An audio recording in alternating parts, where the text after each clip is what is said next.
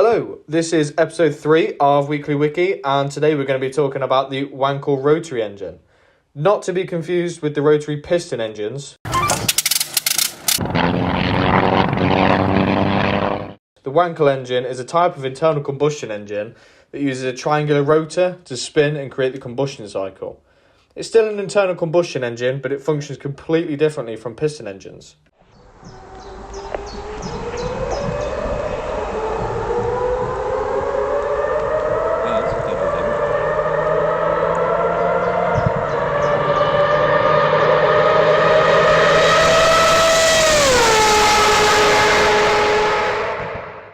This engine creates its power by spinning that Dorito inside a chamber, and this creates gaps that draw in the air-fuel mixture, compresses it, and then ignites it with spark plugs before pushing it back out of the exhaust port.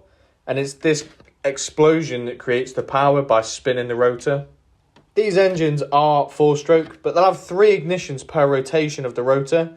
They also churn through a lot of oil in order to lubricate the engine and keep the apex seals from failing.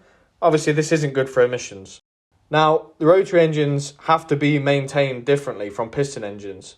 And a lot of people just didn't do that. And that's why they've basically been neglected, blown up, and then gained a bad reputation.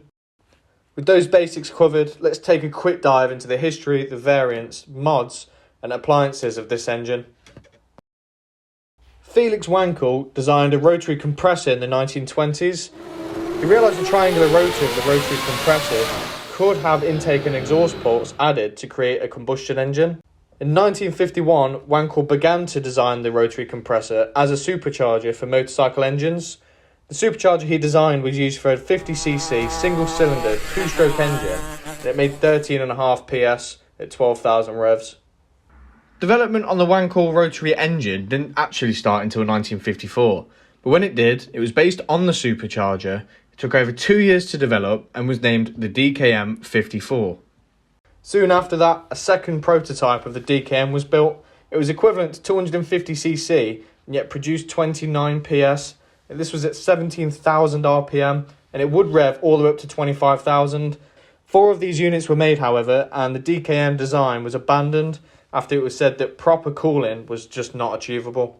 It was then taken on by other engineers that turned it into what would later be known as the KKM, which proved to be a much more practical engine. There was some bickering about which design was better of the two, including Wankel himself, who remarked that his racehorse was turned into a plough horse. And in 1963, NSU produced the first series production Wankel engine for a car, the KKM 502. This engine was used in the NSU Spider sports car, of which about 2,000 were made. Despite its teething troubles, the KKM 502 is a powerful engine with decent potential, smooth operation and low noise emissions at high speeds. It was only a single rotor with a displacement of less than 1 litre. It was still rated at 54 horsepower at 6,000 revs. Since then, many variants of the Wankel engine have been put into many different cars, although a lot of models were just trying to solve one issue, and that's the apex seals.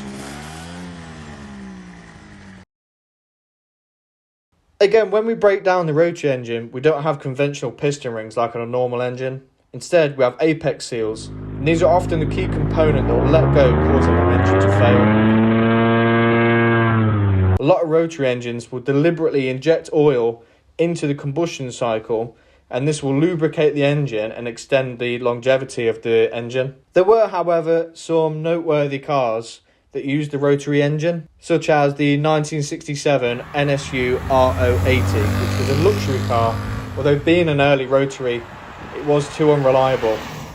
Daimler-Benz actually fitted a Wankel rotary engine to their C111 concept car, the naturally aspirated, direct injected 4-rotor. And this was on the bigger side at 4.8 litres, producing 350 PS at 6,000 revs. Not bad for 1960. But really, the rotary engine is known for 3 cars, the RX-7, the RX-8 and the 787B, which is the only non-reciprocating piston engine car to win Le Mans. Believe it or not, it was actually the reliability of the engine that got it to first place. Nowadays, sort of people to buy a car with a rotary engine are enthusiasts, because from a reliability or a fuel consumption point of view, there's just no appeal. But in terms of performance and the noise and the feeling, that's what people pay for. The most common modification is porting, whether it be bridge porting or street porting or whatever porting people think of nowadays. And all this is opening up the ports in order to let more air and fuel in. Obviously this can have a bit of a hash at the longevity of the engine and definitely the fuel consumption, but people might not even do it for performance. Some people just like the way it sounds. There is more to this engine, such as Rolls-Royce trying to make a diesel. There's also trains, helicopters, motorbikes and even handheld appliances. Unfortunately nowadays it's mainly used as a range extender. It's basically a generator with no direct connection to the wheels. And as much as people sit behind the screens saying how cool they are, how many people would actually buy that? Not many. So yeah, this was just a quick cover on rotary engines. I'm looking for a next subject to do, so please just let me know if you think of anything and I'll get a head start looking at it. Until next time, peace out.